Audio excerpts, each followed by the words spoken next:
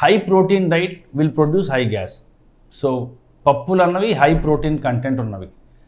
కొంతమంది కొన్ని పడవు, దానికి మనం we cannot do much. But high protein content అంటే ఆల్ పల్సెస్ లేదా ఎగ్, చికెన్, మటన్ ఎందులో అయితే ప్రోటీన్ కంటెంట్ ఎక్కువ ఉంటుందో అవి గ్యాస్ అన్నవి స్వతహాగా ఎక్కువ ప్రొడ్యూస్ చేస్తాయి. ఎందుకంటే దాంట్లో అవి డైజెస్ట్ అయ్యేటప్పుడు వచ్చే గ్యాస్ హైడ్రోజన్ సల్ఫైడ్.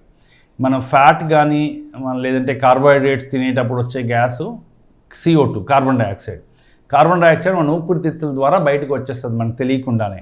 ఈ హైడ్రోజన్ సల్ఫైడ్ అన్న గ్యాస్ అన్నది అది బ్లడ్లో కలవలేదు కాబట్టి అది గ్యాస్ ఇంటెస్టైన్ ద్వారానే కింద నుంచి పోవాలి.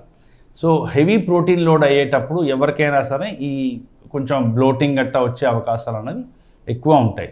సో ఎవరికైనా ఎక్కువ బ్లోటింగ్ వస్తున్నది, ఎక్కువ ఫ్లేటస్ పాస్ చేస్తున్నారంటే ఫస్ట్ వాళ్ళకి మనం ఏంటంటే ప్రోటీన్ కంటెంట్ ఏమైనా ఎక్కువ తింటున్నారా అని కనుక్కుంటే, అంటే చాలామంది పేషెంట్స్ వాళ్ళు ఏం చెప్తారంటే రోజు సాయంత్రం వాళ్ళకి అలవాటు ఒక 2-3 పిడికిళ్ళు శనగపలుకులు తినడం కానీ, ఒక కంపల్సరీగా 2-3 బాయిల్డ్ ఎగ్స్ పర్ డే, పొద్దున్న, మధ్యాహ్నం, రాత్రి, ఇలాగ కొంతమందికి అలవాటు ఉంటుంది. ప్రోటీన్స్ ఎక్కువ తినాలి, ఫ్యాట్స్ తగ్గించాలి, కార్బోహైడ్రేట్స్ తగ్గించాలని.